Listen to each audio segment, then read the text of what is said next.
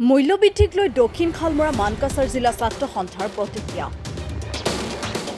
ৰাজ্যৰ বিভিন্ন প্ৰান্তৰ লগতে দক্ষিণ খালমৰা মানকাছাৰ জিলাত মূল্যবৃদ্ধি হোৱাৰ পিছত দক্ষিণ খালমৰা মানকাছাৰ জিলা ছাত্ৰ সন্থাৰ ভাৰপ্ৰাপ্ত সভাপতি প্ৰতিক্ৰিয়া প্ৰকাশ কৰে।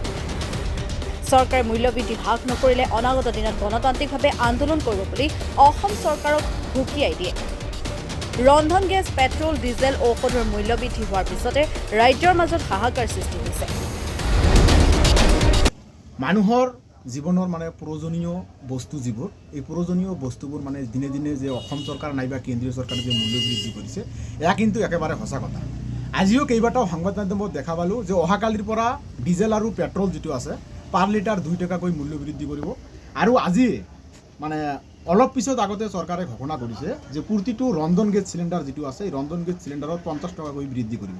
কেইবাদিন আগত কেইবা টকা হ্ৰাস কৰিছিল চৰকাৰে, কিন্তু চৰকাৰে সাধাৰণ জনতাক ৰামঠকন দিয়াৰ কাৰণে সাধাৰণ জনতাৰ কৰৰ পইচাৰে ৰাইজলৈ যি গামোচা বিতৰণৰ যে এটা ভেকো ভাওনা কৰি আছে বিজেপি চৰকাৰে, এয়া কিন্তু জল জল আৰু পটপট। আজি চাওক, অসম নাইবা ভাৰতবৰ্ষত যি হাৰত আজি চৰকাৰে ডবল ইঞ্জিনৰ চৰকাৰ বিজেপি চৰকাৰে যি হাৰত মূল্য বৃদ্ধি কৰিছে, এই ক্ষেত্ৰত কিন্তু সাধাৰণ জনতাৰ এটা যি মাধমাৰ সদাইছে বা সাধাৰণ জনতাৰ যে জীৱন যাপন কৰাৰ এটা কুংগা সৃষ্টি হৈছে, এয়া কিন্তু স্পষ্টভাৱে পৰিলক্ষিত হৈছে। এটা কথা কি, আজিৰ দিনত চৰকাৰে বিভিন্ন সময়ত উন্নয়নৰ ঢোকঢাল গাই থকা কৈ থাকে, কিন্তু বৰ দুখ লগা বিষয় এইখন অসমত বা এইখন ভাৰতবৰ্ষত মানুহৰ যিটো জীৱনদায়ী ঔষধ মানুহে সেৱন কৰি জীৱন যাপন কৰে বা মৃত্যুৰ মুখৰ পৰা উভতি আহে, সেই ঔষধত এইখন চৰকাৰে কি কৰিছে, বিভিন্ন সময়ত মূল্য বৃদ্ধি কৰিছে। সৌদিনা আমি দেখা পালোঁ সংবাদ মাধ্যমত 900বিধ ঔষধত মূল্য বৃদ্ধি কৰিছে। এয়া বৰ দুৰ্ভাগ্যজনক বিষয় হৈ পৰিছে। চৰকাৰখনৰ ভেকো ভাওনা দেখোঁতে দেখোঁতে চৰকাৰখনৰ যি দিনে দিনে মূল্য বৃদ্ধিৰ যি ভেকো ভাওনা, এয়া কিন্তু দিনে দিনে বৃদ্ধি পাইছে। আজি চৰকাৰখনে এটা মাহত নহয় 12 মাহৰ ভিতৰত প্ৰতিটো মাহতে 2-3বাৰকৈ যি অসম চৰকাৰে ঋণ লৈ আছে, এই ঋণবোৰ কিন্তু সাধাৰণ জনতাৰ মাজত যদি মাধমাৰ সদাইছে, এয়া কিন্তু স্পষ্টভাৱে আমাৰ পৰিলক্ষিত হৈছে। বিজেপি চৰকাৰ তথা অসমৰ মাননীয় মুখ্যমন্ত্ৰীগৰাকীক আমি ক'ব বিচাৰিছোঁ, আপুনি যে বিভিন্ন সময়ত উন্নয়নৰ যি ঢোকঢালৰ কথা গাই থাকে, এয়া কিন্তু সম্পূৰ্ণৰূপে ভুৱা আৰু মিছা। আৰু সাধাৰণ ৰাইজৰ জীৱন লৈ আপুনি এনেকুৱাকৈ হেতালি নাথাকিব।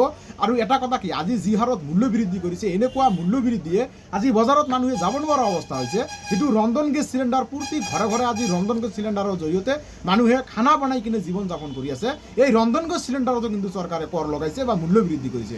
এটা কৰি চিলিণ্ডাৰত যদি 50 টকাকৈ মূল্য বৃদ্ধি কৰে, তেনেহ'লে এইখন অসমত নাইবা ভাৰতবৰ্ষত কিমানখন ঘৰত আজিৰ দিনত মানুহে চিলিণ্ডাৰৰ জৰিয়তে ভাত বনাই জীৱন যাপন কৰি আছে খাই কেনে। তেনেহ'লে ভাবক চৰকাৰে কিমান টকা এটা দিনতে আত্মসাৎ কৰিব।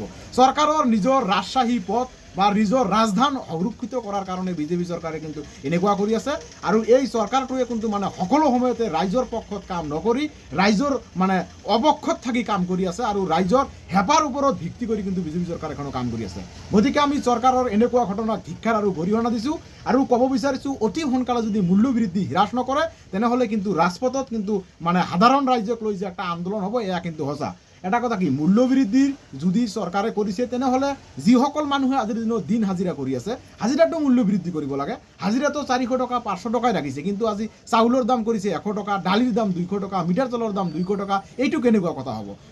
চৰকাৰে যেতিয়া চৰকাৰ গঠন কৰে, তেতিয়া বিভিন্ন শ্লোগান দি থাকে যে আমি এইটো কৰিম, সেইটো কৰিম, আমি এইটো চৰকাৰৰ জৰিয়তে এইটো বস্তুৰ দাম মূল্য বৃদ্ধি কমাই দিম। কিন্তু চৰকাৰৰ ৰাজত্ব শাসনকালত অহাৰ লগে লগে এই বস্তুবোৰ ভুলি যায় যে চৰকাৰে যি হাৰত মূল্য বৃদ্ধি কৰে, এয়া কিন্তু দুৰ্ভাগ্যজনক বিষয় হৈ পৰিছে। গতিকে অহাকালিৰ পৰা যি ডিজেল আৰু পেট্ৰলৰ মূল্য বৃদ্ধি হ'ব নাইবা ৰন্ধন গেছৰ মূল্য বৃদ্ধি হ'ব, এয়া কিন্তু কোনো পধ্যেই মানি লোৱা নহ'ব। চৰকাৰক আমি সকীয়াই দিছোঁ, অতি সোনকালে যিবোৰ মানুহৰ প্ৰয়োজনীয় সামগ্ৰী, এই সামগ্ৰীবোৰৰ যদি মূল্য বৃদ্ধি হ্ৰাস নকৰে, তেনেহ'লে কিন্তু অতি সোনকালে অসমৰ ৰাইজে বহি নাথাকিব, দল সংগঠনে কিন্তু বহি নাথাকিব। ইয়াৰ বিৰুদ্ধে কিন্তু তীব্ৰ গণতান্ত্ৰিক আন্দোলন গঢ়ি তোলা হ'ব। আৰু এয়া কিন্তু আপোনালোকৰ সংবাদ মাধ্যমৰ যোগেদি অসম চৰকাৰ, কেন্দ্ৰীয় চৰকাৰ আৰু যোগান বিভাগক কৈছোঁ, অতি সোনকালে মূল্য বৃদ্ধি হ্ৰাস কৰক, নহ'লে কিন্তু সাধাৰণ ৰাইজৰ মাধমাৰৰ পৰা কিন্তু আপোনালোকে সুধিব নোৱাৰিব। এয়া কিন্তু স্পষ্টভাৱে অসম চৰকাৰক আমি সকীয়াই দিছোঁ।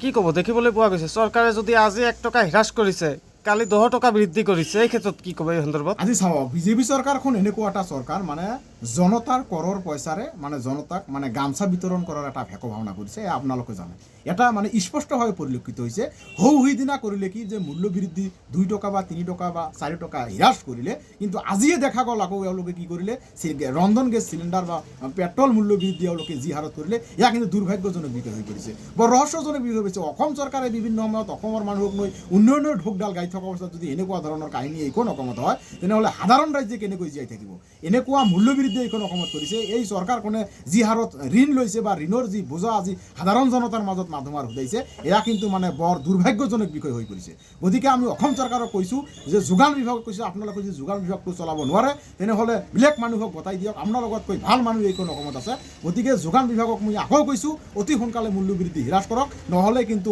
আপোনালোকৰ বিৰুদ্ধে নাইবা অসম চৰকাৰৰ বিৰুদ্ধে কিন্তু গণতান্ত্ৰিকভাৱে ধাৰাবাহিক আন্দোলন এইখন অসমত চলিব জিলা ছাত্ৰ সন্থাৰ ফালৰ পৰাই চলিব হয় জিলা ছাত্ৰ সন্থাৰ আমাৰ সদৌ অসম ছাত্ৰ সন্থাৰ আহ্বান মৰ্মে কিন্তু মানে গোটেই অসমতে কিন্তু মানে ধাৰাবাহিক আন্দোলন চলিব এয়া কিন্তু আমি স্পষ্টভাৱে অসম চৰকাৰক উলিয়াই দিছোঁ